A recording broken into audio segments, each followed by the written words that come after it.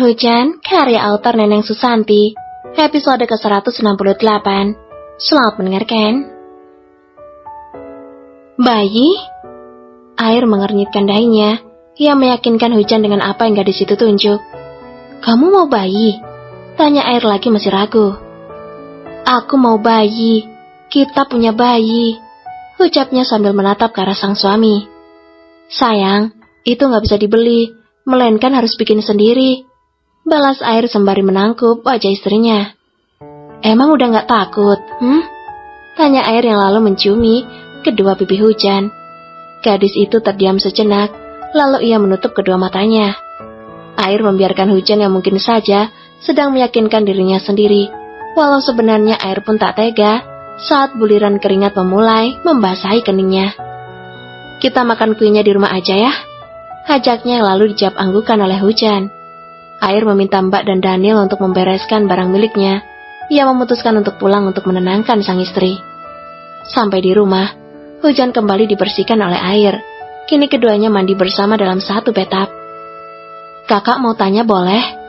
Hujan langsung menoleh ke belakang karena memang posisinya duduk di depan sang suami. Ia menyandarkan kepalanya tepat di dada bidang Air. Tanya apa? Beneran pengen punya bayi? Kamu harus hamil terus melahirkan. Apa kamu siap? Air yang ragu dengan keinginan Hujan mulai meyakinkan lagi, karena ia sendiri sebenarnya belum memikirkan hal itu, mengingat kondisi Hujan yang belum stabil dan pulih sepenuhnya. Apa itu sakit? Sesakit saat, sayang, jangan diingat lagi. Air menyela omongan Hujan sebelum gadis itu mengingatnya lebih jauh. Air langsung menarik tangan Hujan agar bangun. Kini tubuh polos keduanya sudah ada di bawah guyuran air shower yang dingin. Air mengusap pipi sang istri dengan sangat lembut, turun ke leher dan berakhir di salah satu bukit yang selalu menantangnya. Selama ini, Air hanya menyentuh pada saat mengolesi obat pada bekas luka sayatan.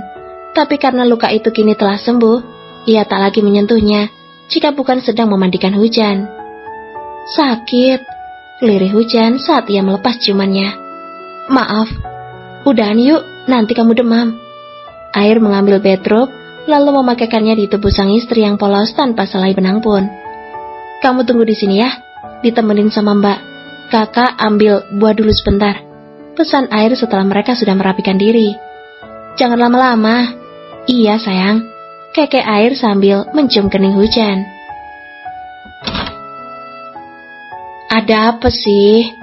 Tanya Bumi saat baru saja kakaknya itu membuka pintu. Pasti galon lagi, ajak langit. Air yang mendengus kesal langsung duduk di sisi papanya yang sedari tadi tersenyum penuh arti. Kakak gak suka sama senyumnya papa, ketus Air menahan jengkel. Senyum itu ibadah kak, saut Reza menahan tawa. Di dalam ruangan kerja Reza, kini 4 pria tampan sedang berkumpul, sedang mengadakan rapat dadakan yang diadakan si sulung. Ketiganya tentu kini tengah bersiap mendengarkan keluh kesah Air seperti biasanya. Mantu papa minta bayi tuh, seru Air yang bersandar lemas di lengan Reza. Ya bikinlah, yang banyak kalau bisa, jawab langit. Banyak gimana? Mau bikin satu aja ini mikirnya sampai sakit kepala, cetus Air geram. Tinggal tumpang tindih aja ribet banget sih, timpal Bumi yang membuat ketiganya menoleh ke arah si tengah. Kak, gak pernah macem-macem kan? Tanya Reza dengan sorot mata serius. Enggak papa, kakak udah gede kali, belanya langsung. Langit yang duduk di sebelah Bumi kini pindah ke sisi adik pertamanya itu. Ia menepuk bau Air dengan pelan. Berarti sekarang saatnya kamu kasih nafkah lahir batin lagi buat Hujan, ujar Langit memberi semangat untuk si sulung. Tapi kakak ragu, sekarang malah kakak yang takut. Bagian udah on, Hujan teriak histeris lagi kayak dulu. Aduhnya sedih jika mengingat hal itu. Papa tahu kan rasanya gimana? Udah lama aku gak lakuin itu, rengeknya pada Reza. Enggak, papa gak tahu. Paling lama cuma seminggu. Tahu deh kalau 2 tahun, kayaknya kamu doang. Episode ke-169. Selamat mendengarkan. Enggak, papa gak tahu. Paling lama cuma seminggu. Tahu deh, kalau 2 tahun, kayaknya cuma kamu doang. Reza tertawa terbahak-bahak, apalagi saat si sulung memukulinya dengan bantal tanpa ampun. Papa jahat, nanti nggak kakak kasih pinjem kalau udah jadi bayi, ancam Air sambil berdecak pinggang. Baguslah, kan papa 2 bulan lagi mau jalan-jalan sama mama kalian, ujarnya sambil menjulurkan lidah. Tentu itu membuat Air semakin kesal. Ikut, rengeknya. Kita balapan ya, biar nanti kamu bisa dapet double, kata Reza masih terkekeh. Bahkan ada cairan bening di ujung matanya karena lelah tertawa. Dapet double gimana? Tanya Air, bumi dan langit. Anak dan adik. Perkataannya membuat Reza, bahan serbuan 3 anaknya langsung melayangkan aksi protes. Usai rapat dadakan anfaedah tanpa solusi, malah justru membuat darah tinggi. Air pun kembali ke dalam kamarnya setelah lebih dulu ke dapur untuk mengambil buah-buahan.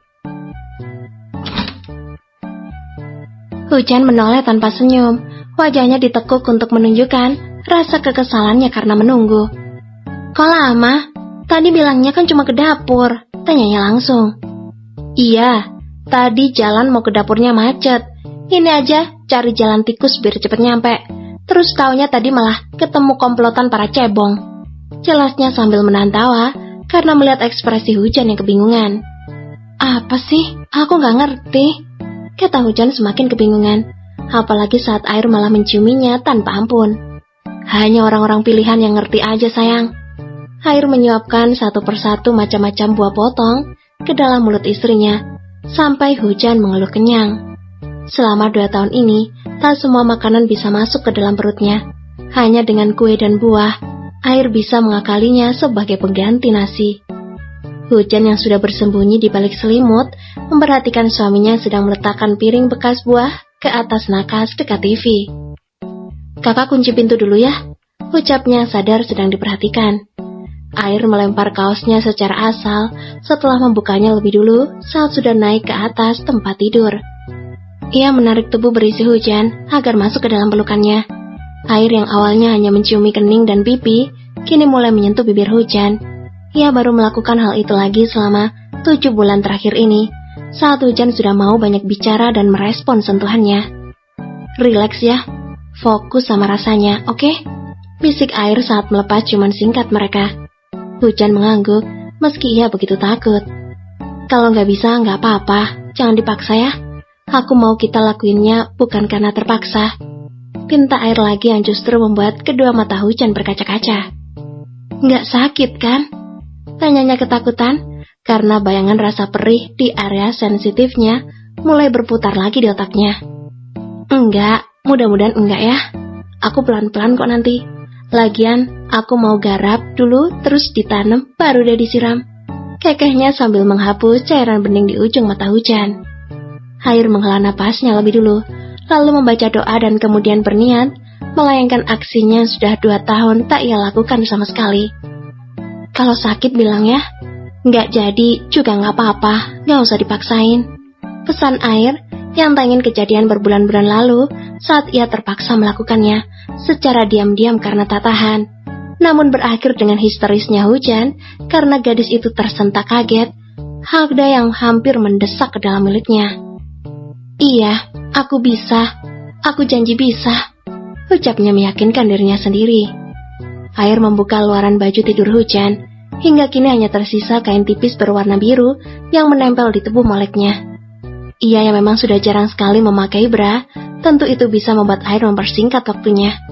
Debaran jantung yang hebat sekarang mereka rasakan, bahkan lebih dahsyat dari malam pertama mereka 4 tahun lalu. Sebagai langkah awal, Air merangsang Hujan agar lebih rileks. Dari mulai mencium kening sampai leher, semua ia sentuh dengan sangat lembut. Tangannya yang mulai menjelajah, kini sibuk melepas satu-satunya kain yang masih menutup kebun kecil milik istrinya.